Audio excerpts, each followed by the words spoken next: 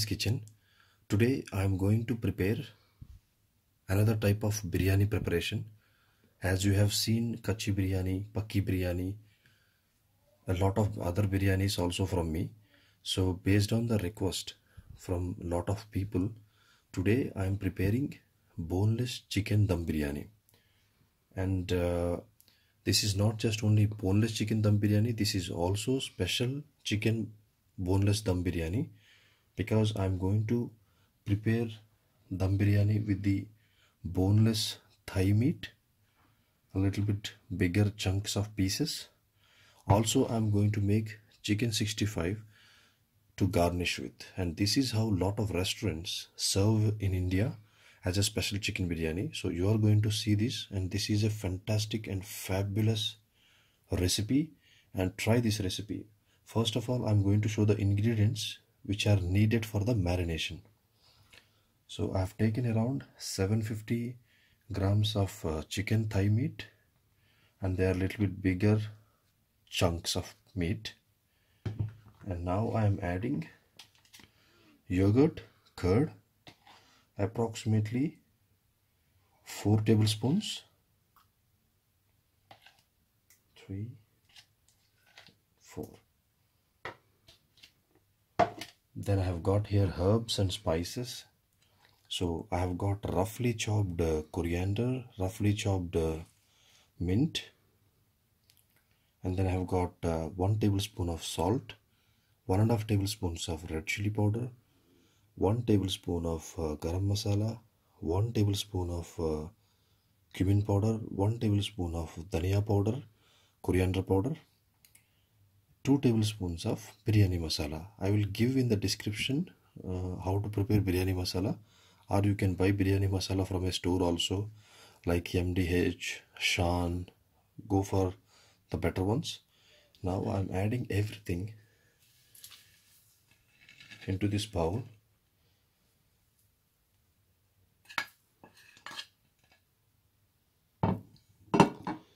Also I am adding 1 tablespoon of ginger garlic paste. Since this is not a lot of meat, it's just 750 grams, and I'm not taking a lot of ingredients, so the portions might vary a little bit here and there, because if you like more spicy, you can add, like, instead of 1.5 tablespoons of chili powder, you can still add 2 tablespoons of chili powder.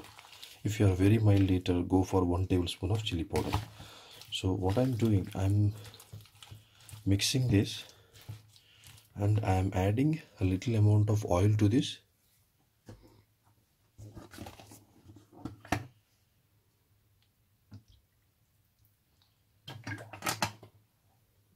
This is very essential step, and I'm going to make sure these spices are very well coated with the chicken meat.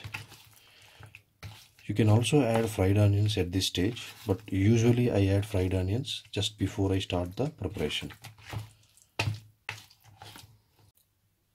The boneless chicken has been added with lot of spices and herbs, so I'm going to rest this for about 3 hours. Actually, since it is very tender thigh meat of chicken, 1 hour is more than sufficient actually, but 3 hours if you rest it, it's going to be even more flavorful. The meat is very juicy. This boneless chicken has been marinated for about 3 hours. So now I am preparing the biryani. I have taken water in the vessel, and I am adding quite some amount of salt. So there is no measurement actually. You need to make sure the rice has been cooked in a salt water. So make sure you check the salt of this water, and the water should be a little bit slightly saltier.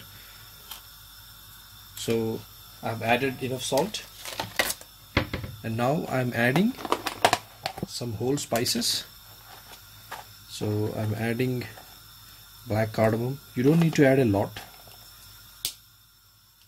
And cinnamon stick, and some green cardamom.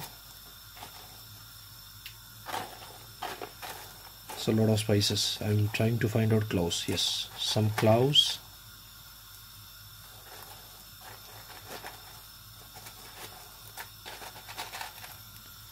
Right, and then I'm going to add black cumin, around 1 tablespoon of black cumin. This makes the water so flavorful, and the rice will be even more flavorful when it is cooked in this. So once the water has been totally boiled, we are going to add the soaked basmati rice in this, and we are going to cook this. So in the meantime, look at this meat, the boneless Thai chicken meat. This has been marinated for 3 hours. So I'm adding some fried onions. You can actually fry in your home as well. So approximately 250 grams of fried onions I have added into this. Just mix this. This gives a nice flavor as well as a nice gravy to this. I'm not cooking this chicken now, because once the rice has been added on top of this, I'm going to cook the chicken and rice together. After the fried onions have been added, look at this. This has become very thick, so I'm adding little amount of buttermilk to this to make it little bit of gravy consistency. Just add a little amount of buttermilk, just yogurt mixed with water, and add this. And make sure you touch all the pieces of the chicken at the bottom of this vessel. Now the water is boiling. I am adding soaked basmati rice. Make sure you use a very good basmati rice. Right now I am using Dawat extra long basmati. So add this rice to this.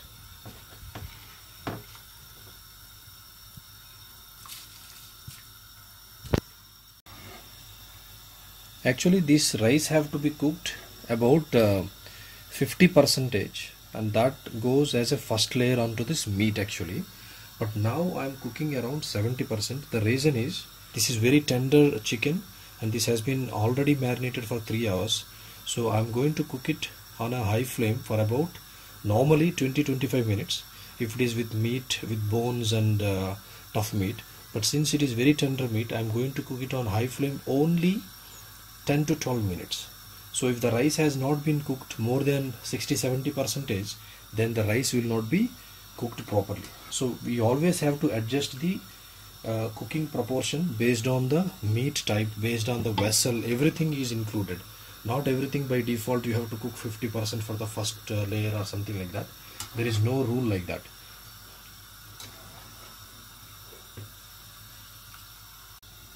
The rice is boiling, but this is not 60 to 70% yet. So what I am doing, this is a very good trick. Take approximately 2.5 glasses of this flavorful water and just add to this meat and mix this again. Anyways, you're gonna need a little amount of moisture to this, otherwise the bottom will obviously be burnt. So look at this length of the rice. As the rice has been soaked for about 45 minutes, so the length is already quite a long, and basically this is an extra long Dawat basmati rice. So this is usually quite an extra long. So this has been almost 65% cooked. I am now transferring this as a first layer. If you notice, I am also adding little amount of water along with the rice itself. So this is another big mistake. A lot of people just filter out all the water and then they add rice on top of the chicken meat or mutton meat, whatever. But actually the trick is that you have to add that rice while you are boiling the rice itself, so that also adds a little amount of moisture to the meat. So the thing is, I am now adjusting this rice, and I am going to add, look at this, this is saffron soaked in hot milk along with a little bit of a pinch of lemon yellow color. So this gives nice flavor as well as the color to the rice. So add this on this first layer.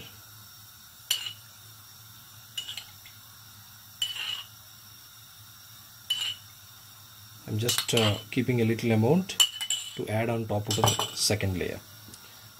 So I'm adding a little amount of fried onions and very finely chopped coriander and mint also on the first layer. Actually, I'm not adding chopped coriander or mint onto the second layer.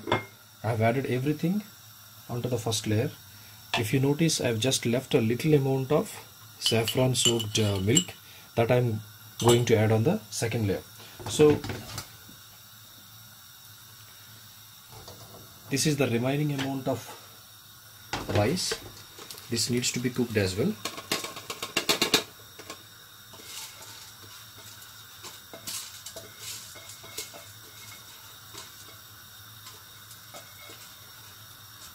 So this is going to be cooked for about 90%. Usually on a big vessel, you don't have, on a big vessel with a tough meat, you basically do not have to cook until 90%. It's only 70% for the second layer is more than enough. But as this vessel is too thin, also the meat is very tender, I'm just going to cook this rice for about 90% already. Very essential step is also check the second round boiling water also for the salt, because salt is so essential. If there is not ample or enough amount of salt, your recipe will definitely be gone. So another thing I wanted to tell you is that this is the chicken 65 I have prepared this morning, and as I said, this is a special boneless chicken dum biryani. So in restaurants, what they normally do, they prepare the chicken 65 separately and then they prepare the dum biryani, either it is with bones or without bones, and then they will add a little amount of chicken 65 on top of the serving plate of the biryani. For the chicken 65 preparation, I have already made a video and uploaded in YouTube. I will give the URL in the description so that you can also prepare chicken 65 when you are making this special chicken boneless dum biryani. My second batch of rice has been cooked for about 85 to 90%. I am now transferring this back to this vessel.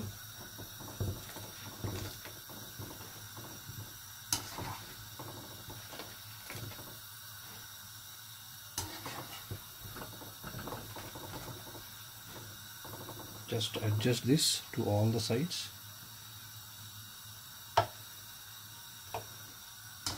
Add the remaining rice.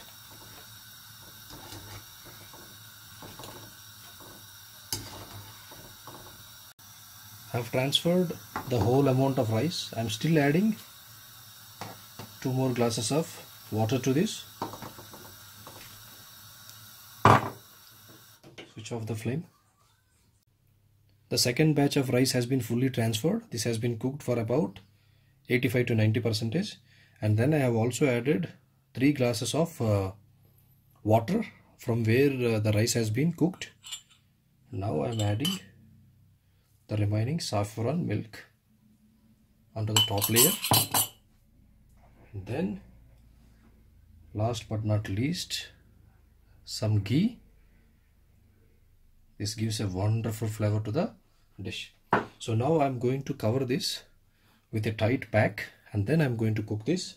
So for that, I'm using aluminum foil. You can actually make a wheat flour based dough and seal the edges, but this will also work out in the same way.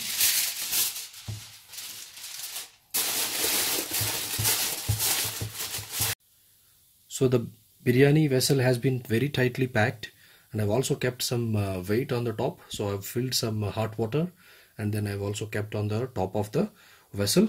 So I'm going to now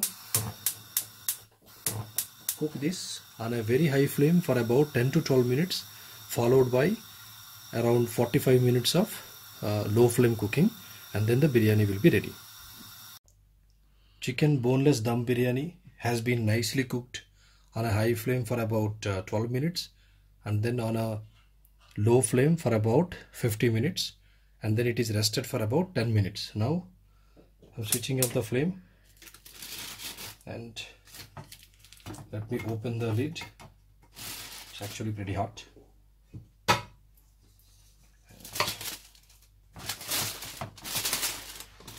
Look at this amount of steam that is coming out. Wow, wow, wow, wow. Look at that. Look at these beautiful pearls of rice. This has been perfectly cooked, and at the same time the rice is literally separated from each other. This is how literally the biryani have to be cooked. Now I'm going to serve this in a nice bowl. Now we're gonna need some bottom part, the meat and the masala. Look at this. Wow, wow, look at the meat. This has been perfectly cooked.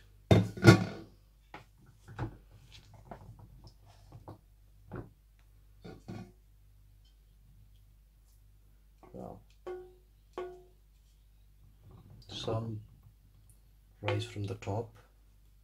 A little bit more gravy. Oh, yes.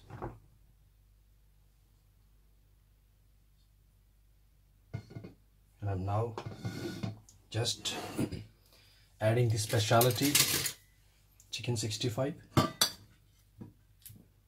on top of this.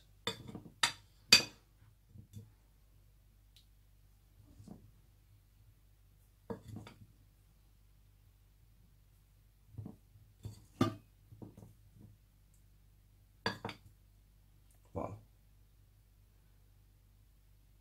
This is your biryani serving bowl. Isn't it really special?